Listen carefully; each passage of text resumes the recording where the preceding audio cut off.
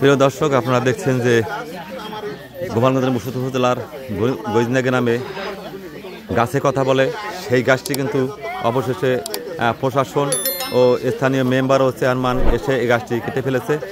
আসলে গত শুক্রবার থেকে 14 জুন থেকে এই গাছটি কথা বলে এমন খবরে কিন্তু দেশের বিভিন্ন স্থান থেকে লোকজন এসে ভিড় করত, আর তারা এখানে এসে কান পেতে সেই কথাগুলি শোনার চেষ্টা করত। আসলে স্থানীয়দের দাবি যে এখানে একটি মেয়ের কণ্ঠ শোনা যায় কথা বললে, এমন কথাই কিন্তু ছড়িয়ে পড়ে সারা এলাকায়। স্থান থেকে লোক এসে এখানে এসে ভিড় করে, আর এই ভিড় করার কারণে বিভিন্ন ধরনের মতামত সৃষ্টি হয়, আর বিভিন্ন ধরনের মতামত সৃষ্টি হওয়ার কারণে কিন্তু প্রশাসন এসে অবশেষে গাছটি কেটে বলছে বলে জানা গেছে। এই যে একটার দিকে কি কাটছিল আসলে মনে হয় মুর্শিদপুরের থানার দারোগা আর চেয়ারম্যান আসছিল, চেয়ারম্যান সাইদুল রহমান টুটুল, হ্যাঁ মানে সবাই সাংবাদিক আসছিল। কি বলে কাটলো এটা? তারা এখন আওয়াজ পায় না, এই জন্য গুজব মনে করে তারা এটা গাছটা কেটে ফেলেছে।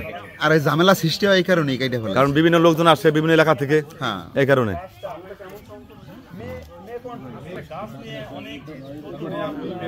আচ্ছা, শোনা যাইতো যে মনে করেন এরকম মেয়েলি কণ্ঠ শোনা যাইতো।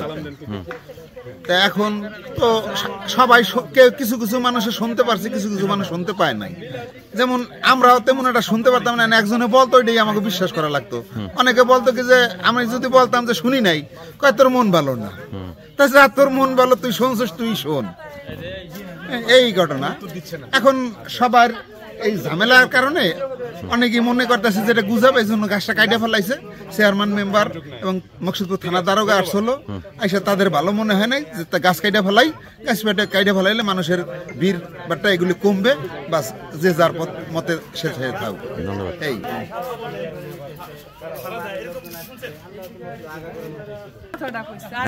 একটা একটা মেলে কণ্ঠ হইতো, আর কিছুই কয় নাই। বলতে পারবো না, আমরা আসছি দেখি গাছ। যেমন এক ভাই বললো যে আপু বলে ডাক দিলে ডাক শুনতো, ভাইয়া বলে যদি আমরা ডাক দিই ডাক শুনতো, হয়তো হইতে পারে। আমরা এসে তো পাইনি, আমরা যদি দেখতাম গাছ খাড়া চালাম তাহলে যাও শুনতে পারতাম। এরকম কিছু কি হয়েছে?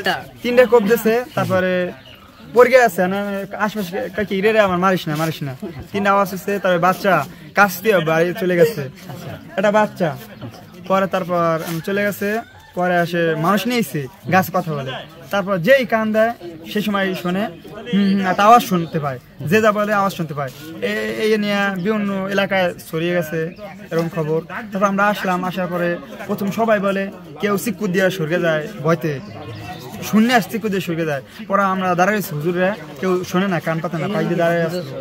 তারপর আমি যখন কান পাচ্ছি, আমি আমার চাস্তো ভাই এই যে পাশে দাঁড়িয়ে আছে, চাস্তো ভাই ওকে নিয়ে আসলাম। তারপর কান দিছে, তারপর আমরা কান দিছি, প্রথম কোনো কথা বলে না, যে সবাই বলে মেকণ্ঠ। তারপর আমি বলছিলাম আসসালামু আলাইকুম ম্যাডাম, ভালো আছেন? এই যে সময় বললাম সে সময় কোনো কথা নাই, স্তব্ধ হয়ে গেছে গাছটা। তারপর দ্বিতীয়বার যে সময় বললাম আসসালামু আলাইকুম ম্যাডাম, ভালো আছেন? এখন কি চলে যাবো আমরা, কষ্টতে আছেন? এরকম যে সময় কথা বললাম, সে সময় গাছটা বললো 3টা আওয়াজ করলো। তারপর আমি গাছটা ধরা আসলাম, যে সময় কান পাচ্ছি সে সময় গাছটা ধরা। এই গাছটা ঝিলিক মিলিক আওয়াজ হয়, কাফে ঠে গাছটা যে সময় কথা বলে, এটাই আমি শুনছি। তারপর আমি চলে গেছি, তারপর আবার আজকে আইলাম, এটাই।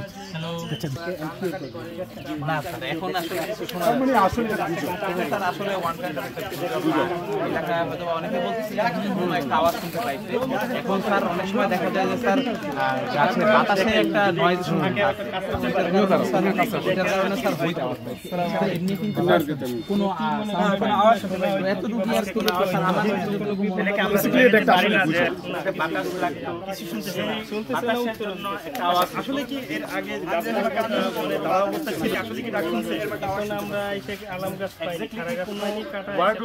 প্লেয়ারটা কথাই বলে আসসালামু আলাইকুম কেউ সালাম দিলে এরকম একটা আওয়াজ দেয়, মানে কোনো শব্দ উচ্চারণ করে না না।